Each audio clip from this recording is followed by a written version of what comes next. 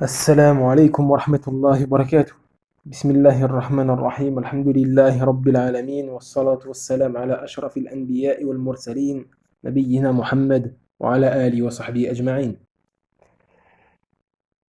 Donc bienvenue à tous ceux qui veulent profiter et qu'Allah vous récompense et vous accorde la réussite dans cette vie d'ici-bas, dans l'au-delà. Donc on va commencer, Inch'Allah, une risala, un petit ouvrage intitulé Le résumé des vertus de l'islam, ou bien le résumé des vertus de la religion musulmane, qu'a écrit le grand savant, le cheikh Abdurrahman ibn Nasser al-Sa'di, rahimahullah, né en 1889 à Unayza, en Arabie Saoudite, et mort dans cette même ville en 1954, rahimahullah ta'ala. Donc cet ouvrage qu'a écrit le cheikh est d'une grande valeur, et dont son sujet est très important. Et ce sujet-là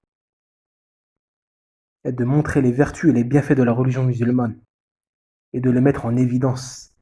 Et le fait de mettre en évidence cela entraîne beaucoup de bénéfices pour la personne, pour le musulman. Parmi les plus importants, deux choses. La première des choses, lorsque le musulman connaît les bienfaits de cette religion, son amour augmentera envers celle-ci. Plus la personne, le musulman, connaît les bienfaits de cette religion, ses vertus, etc., son amour va augmenter envers celle-ci, ainsi que son attachement à celle-ci. Et donc, il se raffermira. Il se raffermira de plus en plus. Et deuxièmement, la deuxième des choses, est que le fait de mettre en évidence les vertus de l'islam est très utile pour l'appel à Allah et pour inviter les non-musulmans à cette religion. Donc le fait de leur montrer, de leur mettre en évidence les vertus de l'islam, de leur exposer cela, est l'une des plus grosses causes pour les faire rentrer en islam. Et d'ailleurs, le grand savant Cheikh Ben Baz, rahimahullah, dit à ce sujet, il dit, je jure par Allah que si les vertus de l'islam étaient présentées au monde entier, comme il se doit, les gens entreront en foule dans la religion d'Allah. Subhanallah. Et donc c'est pour cela qu'il convient aux musulmans et à la musulmane de connaître ces vertus, les vertus de l'islam, pour qu'ils puissent déjà, dans un premier temps, profiter elle-même, la personne profite elle-même en étudiant ça et en connaissant ses bienfaits. Elle va profiter elle-même, car cela va l'entraîner à aimer plus cette religion et à la raffermir. Et ça va l'entraîner aussi à plus ressentir cette faveur qu'Allah lui a octroyée, qui est la faveur de l'islam. Et dans un deuxième temps, en étudiant cela lui sera profitable dans la prédication de l'islam, dans l'appel à l'islam, aux non-musulmans. Et tu ne sais pas, toi, mon cher frère, en étudiant ce petit livre qu'a écrit Cheikh Sa'di, rahimahullah, et tout en essayant de bien le comprendre et de l'assimiler, peut-être qu'Allah Azzawajal te facilitera à propager ce que cet ouvrage contient autour de toi. Et par cela, tu seras peut-être une cause de l'entrée de certaines personnes en islam. Donc on espère qu'Allah va nous ouvrir les portes de la guider en étudiant cet ouvrage, la guider des gens vers la religion d'Allah et en évoquant les vertus de cette religion. Et à ce sujet, le prophète sallam dit à Ali, qu'Allah l'agrée, il lui dit, je jure par Allah, si Allah guide par ton intermédiaire un seul homme, cela vaut mieux pour toi que de posséder des chameaux roux. Et à cette époque, les chameaux roux, c'était la chose la plus précieuse auprès des Arabes. Donc d'où l'importance de guider les gens à cette religion. Donc on va commencer à lire ce qu'a dit le shir dans son ouvrage. Donc le shir commence. Bismillahirrahmanirrahim. Toute la louange revient à Allah, nous le louons, demandons son aide, son pardon et sa protection contre les maux de nos âmes et nos mauvaises œuvres. Celui qu'Allah guide, personne ne peut l'égarer. et celui qui l'égare, personne ne peut le guider. Et je témoigne que nulle divinité ne mérite l'adoration sauf Allah, seul et sans associé.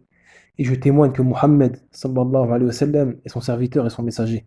Ceci dit, la religion de l'islam, rapportée par Muhammad sallallahu alayhi wa sallam, est la meilleure des religions, la plus parfaite, la plus illustre et la plus noble de toutes.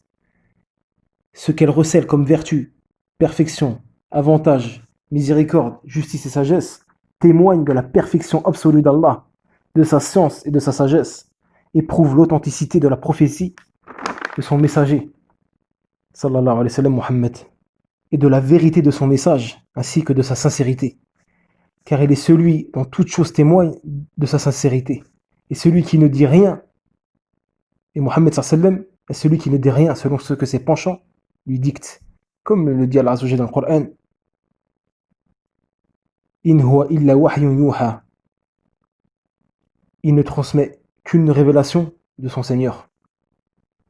Donc le shir dit, donc cette religion islamique est la plus grande preuve, le témoin le plus fort de l'unicité d'Allah et de sa perfection absolue, ainsi que de la sincérité de son prophète et de l'authenticité de son message.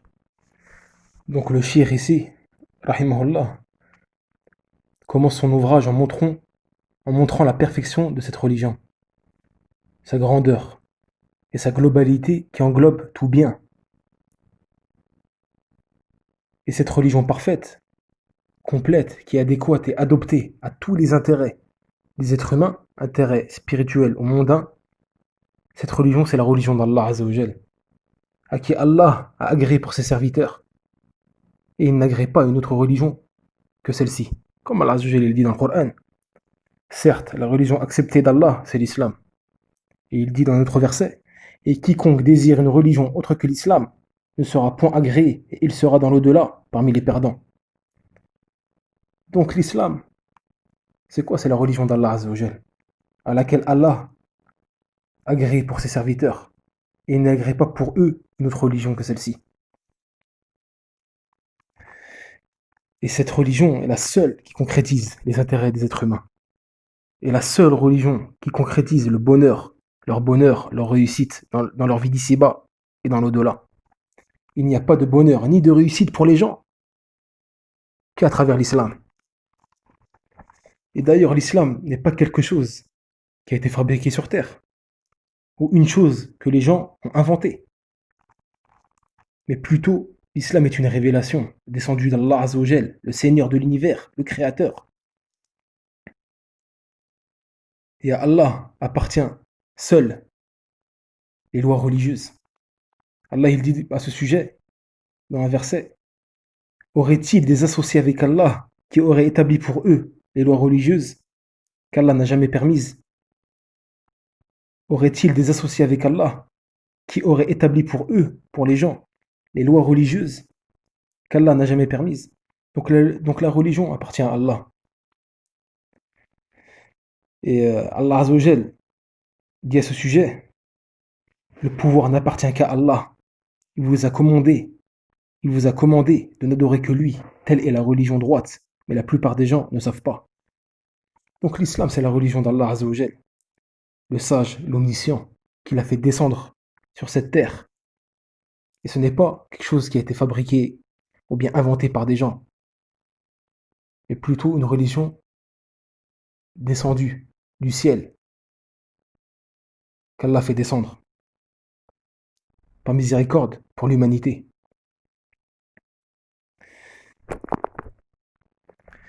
Et cette religion englobe tout bien, comme on l'a vu précédemment. Elle englobe tout bien, et toute vertu et qualité.